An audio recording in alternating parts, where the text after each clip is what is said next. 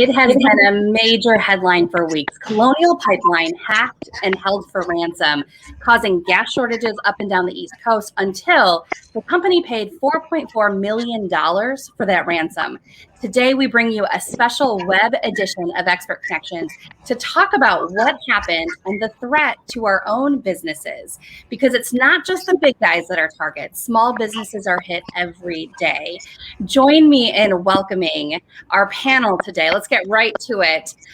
We have with us today our legal and marketing connections experts. We have Taylor Gast, an attorney at Foster Swift, Jesse Flores, owner and chief web pro at SuperWebPros, and we have Seth Getz, who is the CFO of Symposia Labs. Welcome, guys. Thanks. Thank you.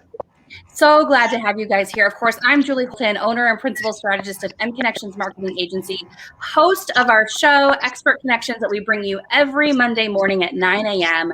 But this was a topic that we didn't want to sit on. We wanted to talk about this today because it has such a big impact on businesses of all sizes. So I want to jump in and start with a simple rapid fire question and answer from each one of you.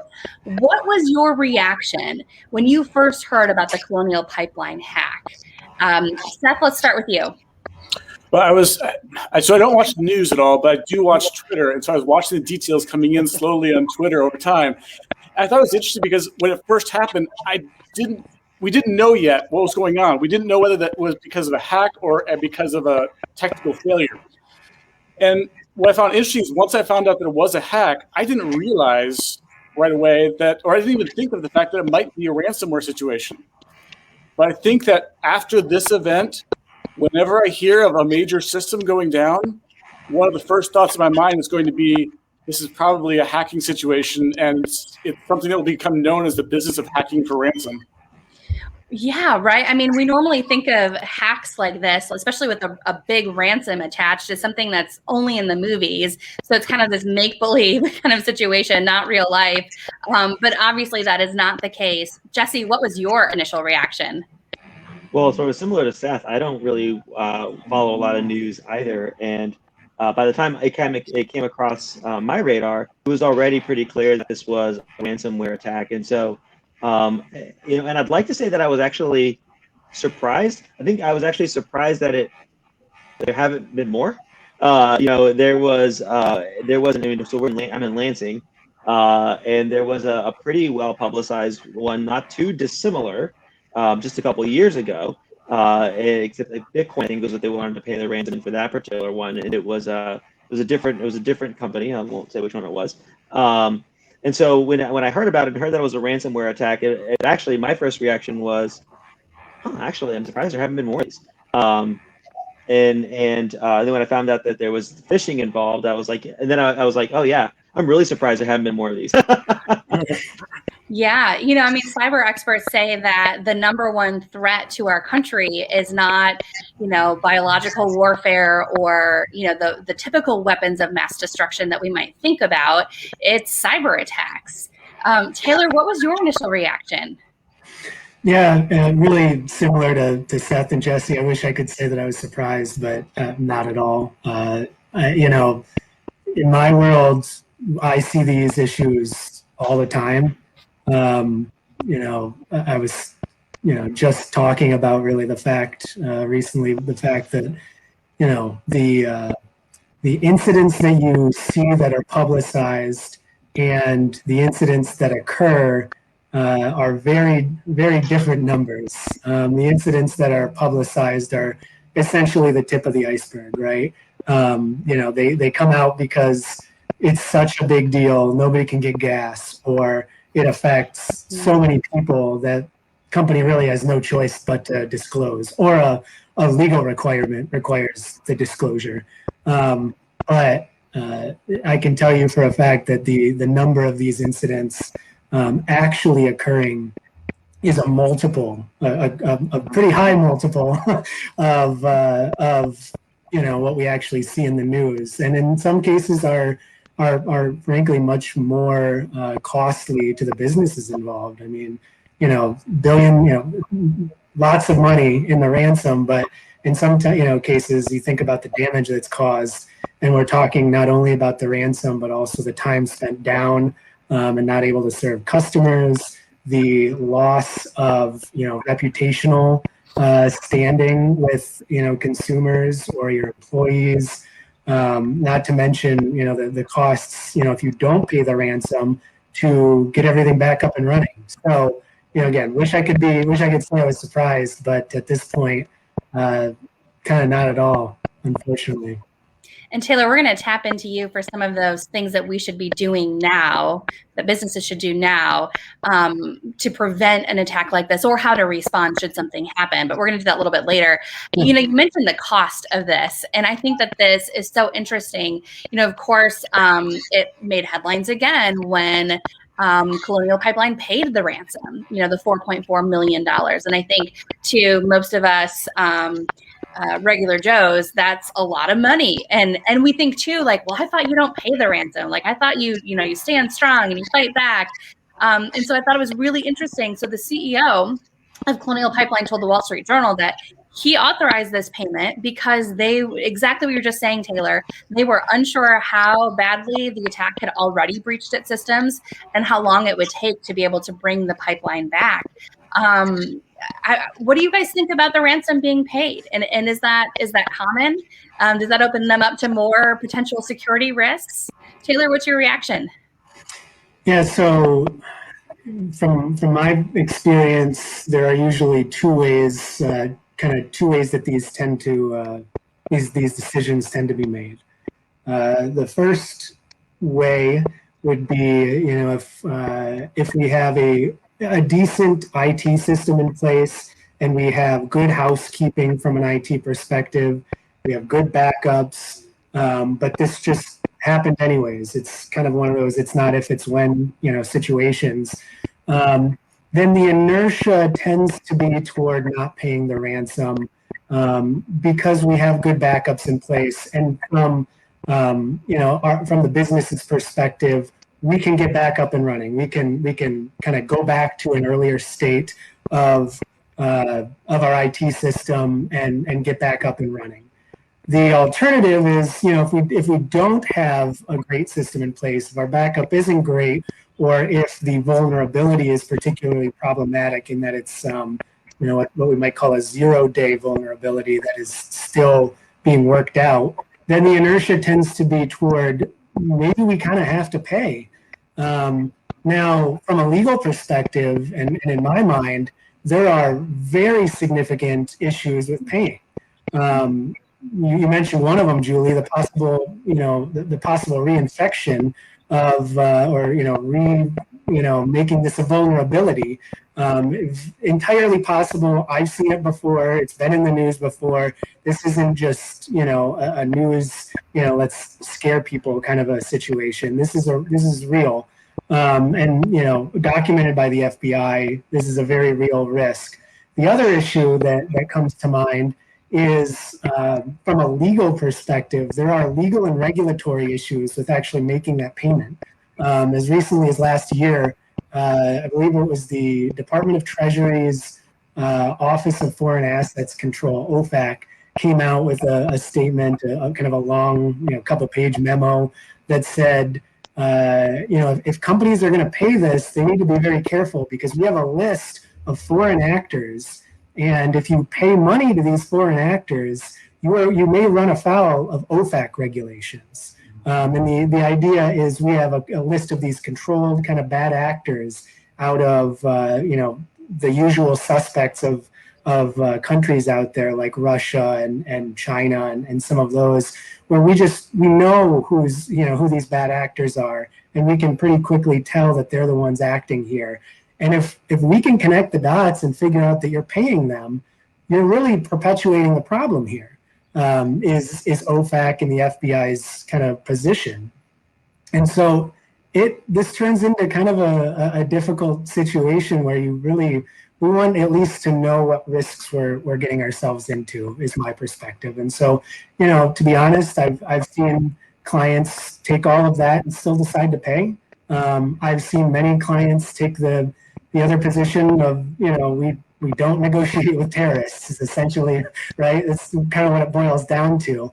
And I think it's there's something to be said for both sides, and there's something. I think the real takeaway here is let's have an informed discussion about the risks and options, and make sure that we have a team together of IT experts, legal expert, somebody that can speak to the insurance implications are another part of this.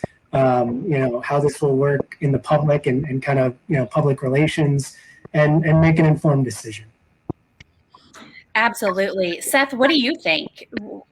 Seeing the CEO, seeing this company pay, seeing this, we're kind of learning these lessons in real time, right? And hopefully we can learn from what's happening to other people. But Seth, what do you think about this? Well, I would sure hate to be in that CEO's spot and position and having to make a call like this. And it's really hard to cast judgment on him doing that because of all that he had to take into account, all the problems that were coming up as a result of it. But I look at it and say, just from my perspective, I wish he hadn't, because I realize how impactful this is going to be in the highly publicized nature of this attack and this hack, and how it's going to, I think, spur a greater interest in doing this in the future. And I think this is going to become more of a business where more people, smaller players, are going to be getting involved in it. And I think that it's not going to be just, of course, this situation got all the attention. This situation got all the press and stuff like that. There's going to be a lot of other ones and a lot of smaller businesses, because it's not going to be just the big groups that are hacking other large organizations. It's going to be that one person, could be a 16-year-old with an internet connection, who basically can take a look at this thing and say, I've found a weakness in a small business, and a small service-oriented business who has 10 trucks out there on the road and appointments booked out for the next 3 months. And they walk in on a Monday morning and they have no appointments. And and their situation is going to be a very difficult one. So I see it's unfortunate that they paid, because I think there's going to be an increase in these attacks going forward.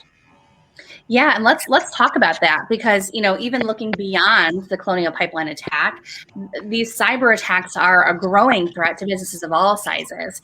We had our own major headlines here just 2 years ago. We've had several actually attacks that have made major headlines. Whether it was impacting kind of our infrastructure or energy infrastructure. We also had a billing company that happened to have 2 major healthcare systems in Lansing as clients, which then opened up that breach opened up the health records, potentially the social security numbers, all sorts of data for those patients, those customers of those organizations. But it's not just the big businesses that are targets. Jesse, you deal with this from kind of the marketing aspect when you're working with small businesses. What are some of the threats that you see? Yeah. So, one thing really quickly, just kind of, I was thinking as Taylor was talking about a couple of different ways that he sees, these decisions being made. And one of the things that occurred to me was how important it is to have some kind of plan, right? How the companies that were prepared, that have backups, have systems, have an incident response plan. I wonder if maybe the decision isn't as hard to make at that point, because you've already thought through the not if, but when, right? And I think, to pivot into your question about small businesses, a business can't be too small to be thinking about when versus if. Now, it's not going to be as significant or substantial as Colonial, but there are things that I think we should be thinking about that can at least make sure we're as prepared as possible. So things like backups of our systems, like that's a very simple thing that pretty much any business with any kind of modern, relatively modern system should be able to do. And if they're not, they should find a way to make sure that they're doing it. Things like basic, two-factor authentication on passwords, and making sure that systems are secure to the level of least responsibility. In other words, giving people only access to the things that they need and not to more. In many cases, people, and they do this with us, like they'll share carte blanche passwords via email, which is really, really insecure way of handling things. You should really try and limit access to things to people who only need access for certain amounts of time for their particular jobs, right? Again, this is not, you don't have to be a massive company to do this. This is just kind of like the inconvenience of having a password manager with two-factor authentication and having somebody think through what permissions does somebody need at some other point. And then making sure that your staff has at least some understanding of some of the most common things that they can or that they should be aware of. Like, don't leave passwords written down on a sticky note on your desk. It's not really a great way to handle things, right?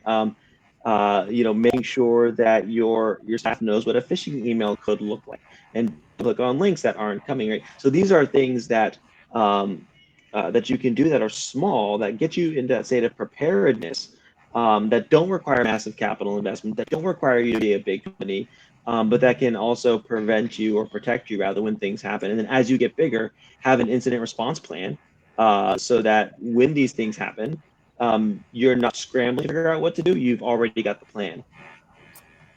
Yeah, that planning is absolutely key to all of this. Taylor, what are some of the biggest lessons we can learn from this cyber attack? Like, what should we really be paying attention to right now? Yeah, so I would probably highlight, the fact, we've kind of already said it, but I would highlight the fact that this is just so extremely prevalent, that this is not something that you can really prevent, to be honest.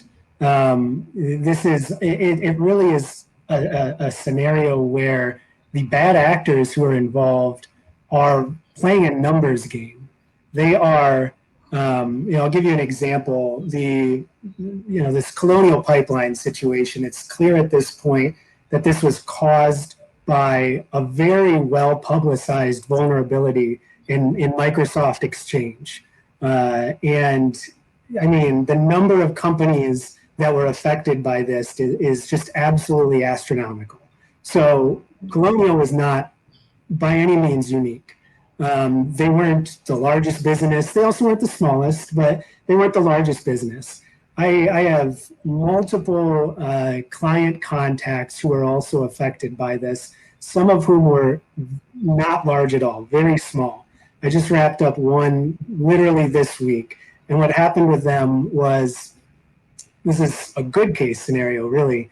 They patched, this is a 0-day vulnerability, meaning there is an inherent flaw in the system that could have been exploited for any number of days or weeks or months or longer. It was identified by Microsoft and eventually patched, right? And our client, thankfully, patched it fairly quickly. And just to be safe, because they thought it wise, and because of the business itself, they decided to have a forensic analysis worked up just to make sure that nothing happened with their system. The forensic guys came in and they said, we took a look, we found that the vulnerability was acted upon by basically a hacker who set up a system that was automatically crawling and identifying companies and systems that were vulnerable. The bad actor automatically installed basically a program, we'll call it, just to simplify things. And the program was sort of in a state where they were getting ready to use it and probably either install ransomware or something else. But because our client patched their system and they had good housekeeping in order, they basically solved the problem, and they kind of cut it off before it became a much larger problem, like the Colonial Pipeline. And so again, by having these systems in place, by exercising some of the good housekeeping that Jesse talked about, we're in a pretty good shape, our client was. And had this been exploited, the business would have been able to most likely kind of quickly, use their backups to take care of the problem. These are ways that we can at least mitigate, if not prevent, the problem, right? Because we have these 0-day vulnerabilities. You can't prevent them. Now, this has happened time and time again. There are just flaws in the programs that we're all using and in the systems that we're using. So it's about having this housekeeping in place, having the incident response plan in place, getting your team together through the incident response plan, legal, IT, all of that, and executing. And if we're executing a plan, this goes so much more smoothly, and we can have that valuable discussion rather than just be reacting and trying to figure out damage control. What can we do now? Taylor, you just brought something up that Jesse talks about on the show in an upcoming episode, which is that there was this hacker out there for the client you were just describing that had a system set up, some software that was just automatically looking for this. Jesse, you talk about how, we might think that there's someone just sitting there trying to hack into the system, but that's not really how it works. They're using technology against us. Yeah, a lot of this stuff is happening because people write bots. Right? These bots go out and they crawl, and they know about these vulnerabilities, like Taylor was talking about. And so they say, okay, well, let's go and write a script. And these, by the way, aren't even that hard to write. In fact, like we've written some kinds of bots to go and mine websites to find ones that we think might be interesting to reach out to. Like it's not hard to do if you know what you're doing, right? And actually, everyone talks about search engine optimization. The Google bot is just a bot that goes around crawling websites looking for stuff, right? If you know how to write scripts, it's actually not that hard to write an automated bot that you basically are like, here's some parameters, go crawl, see what you find, and bring it back. Put it in a database, and then we'll go through it and figure out what we want to do next. And that's how a lot of these things end up happening. There's a vulnerability. A clever software person goes out and writes a script to say, let's go find all the machines that have known vulnerability, and then let's figure out a way to get into it. And if that sounds like it's really easy, it's not that easy, but it's also not that hard if you know what you're doing. And I think that's the thing that we need to disabuse ourselves of, is the notion that it's some deranged kid in a basement, who's some super genius. You often don't need to be that. It's somebody who can write a script and send it out to the internet, and we're all connected. And especially, as Taylor said, when it was a known vulnerability by a system used by so many businesses. Seth, what are some of the lessons that you want to point out that you think we should really be focusing on from this situation? I think Jesse mentioned this one, but the importance of having your entire team be educated about these things, be aware of it, because the vast majority of these vulnerabilities start because of phishing attempts where somebody, an employee in the organization, clicks on a link in the email and gives them gives them some data that they can use. And being able to recognize those things is crucial.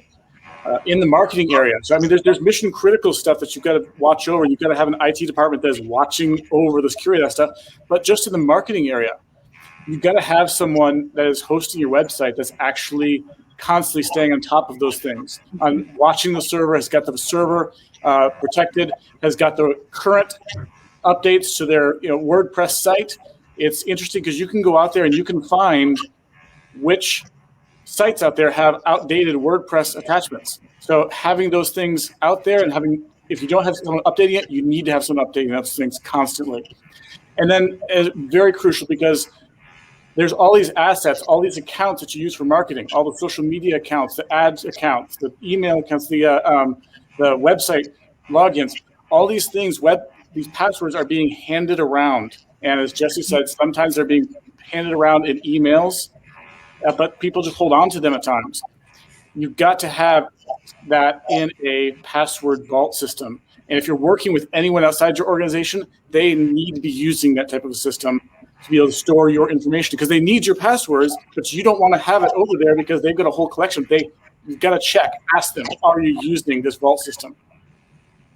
Such a great point, Seth. It's something really to keep in mind when we're hiring outside entities as well. So whether you're doing your marketing yourself, whether you're doing your IT work, your billing, think of any of these platforms that you're using, that you are connecting to your critical information, your business information, your client's information, especially if that information is something that needs to be HIPAA protected, medical information.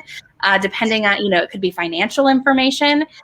These are all things that we need to think about. How are people able to access that information as you're sharing it? And so, I know even when, as a business owner, when I'm looking to hire an outside entity or to give someone access to a program or a platform, I want to know how are they going to ensure that this information is protected? And should a breach happen, Will they tell me about it? How will I know that my information could be at risk?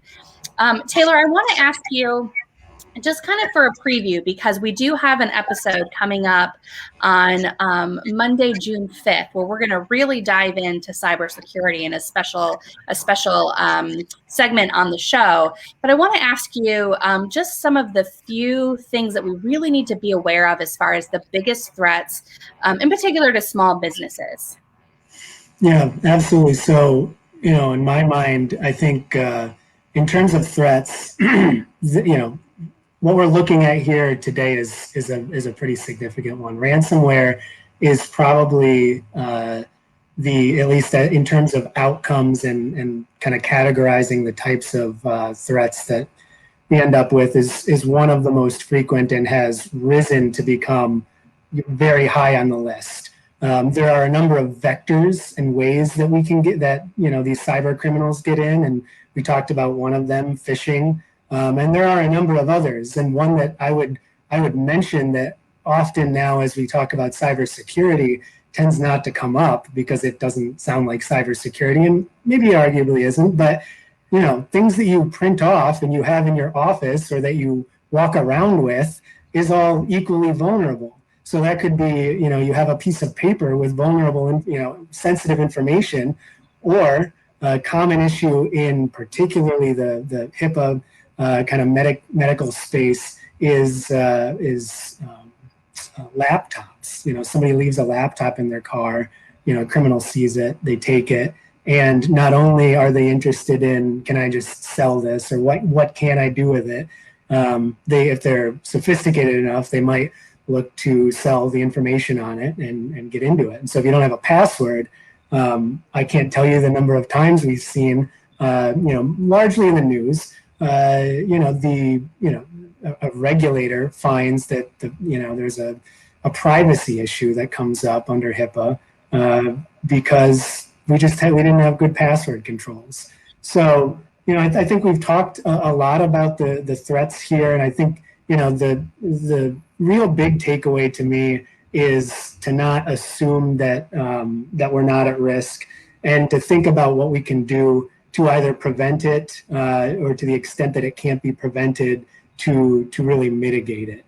And some time and thought spent there is going to be really worth its weight in gold, particularly for a small business that hasn't done much or hasn't really revisited that area in a little while, because this area is just constantly changing and the best practices are constantly changing. The last kind of best practice I might also note is one that I think you actually just mentioned, Julie, that you're interested in and do yourself, which is these third-party vendors. This is another source that's just really started to rise in how problematic they are, and now the best practice really is for a business to send a potential vendor at least a list of questions. What are you doing to protect my information? Can we work into our contract that you must notify me that there's a problem? Because otherwise, there may be no legal requirement that third-party vendor do so.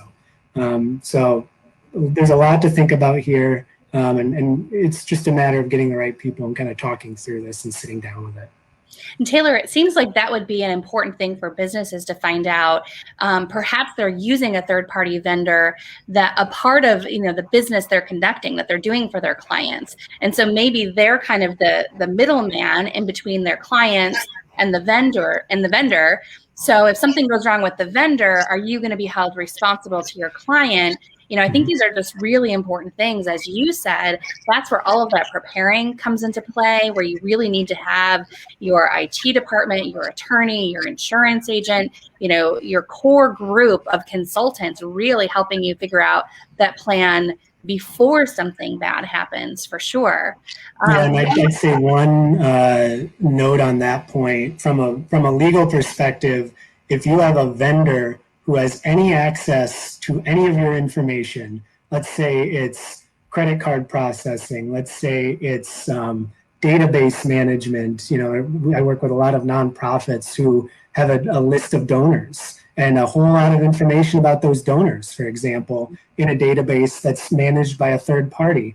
Any of that, if the third party has a problem, yes, they're going to have, their own legal liability to deal with, but so too will, our business. So, in a situation like that, it is a serious legal risk to not address the fact that it is our responsibility to make a good decision as to who gets hold of that data and who services us in that regard. And if we haven't done some diligence on that vendor, and if we don't have proper contractual provisions in place, we have a huge gap, potentially. And that's another one of those, just if you haven't had the conversation, we need to have the conversation.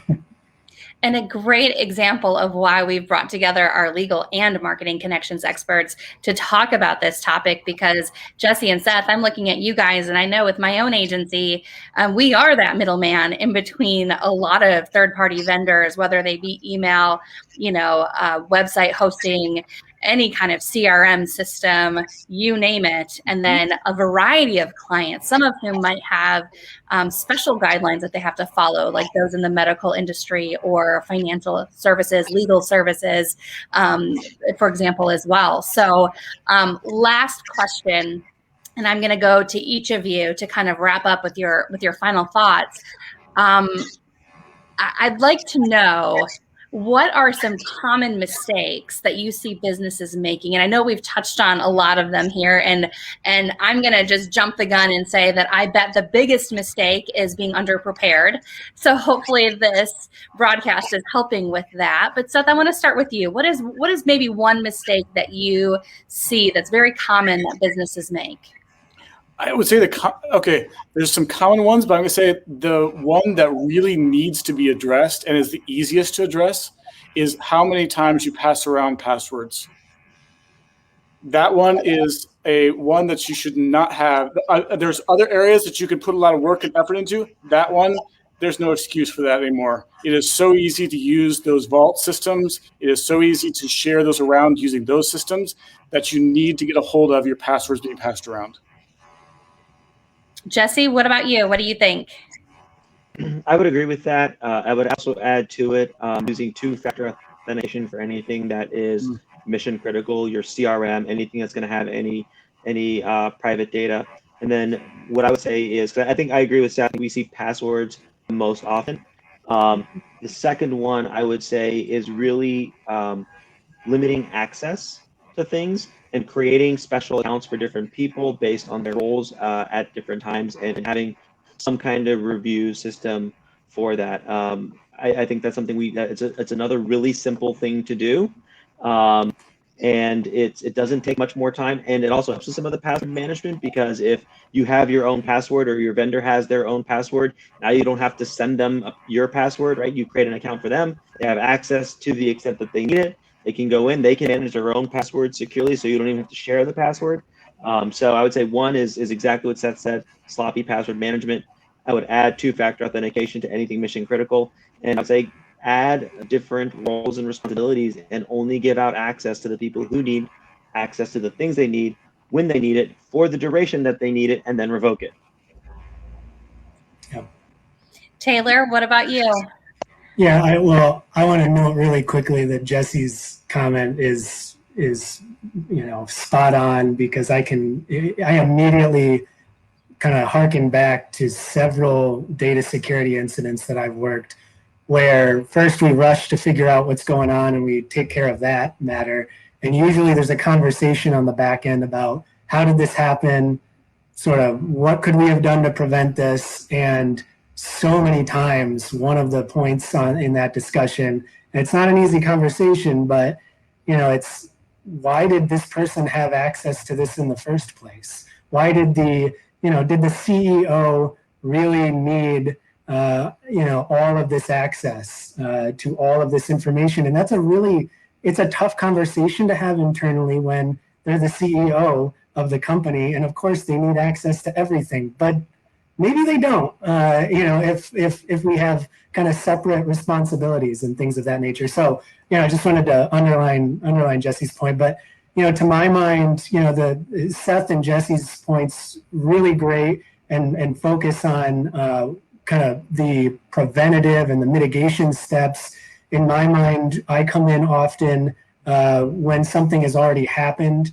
And in that regard, the biggest mistake that I see when there is something that's happened is either delay or burying our heads in the sand or hoping that it's not a problem, or not having a policy or kind of process in place to know, here's the trigger, here's the thing that I see that then, because of our policy, I now know I need to send this to our IT to say, do we have a problem here? And, there being no, problem or wall between that person and notifying IT and asking, is this a problem?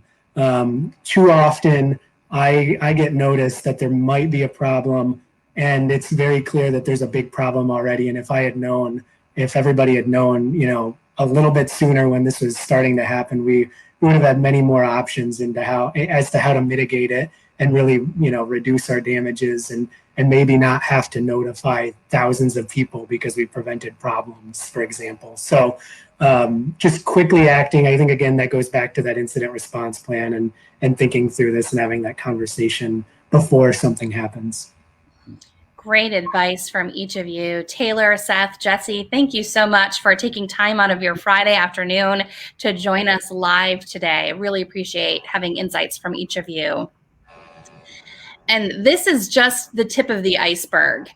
Join us for a special show on Monday, June 5th at 9 a.m. We actually combine our legal and marketing connections experts so that we can talk through the various types of cybersecurity threats that impact small businesses, including websites. We really talk at great length about that.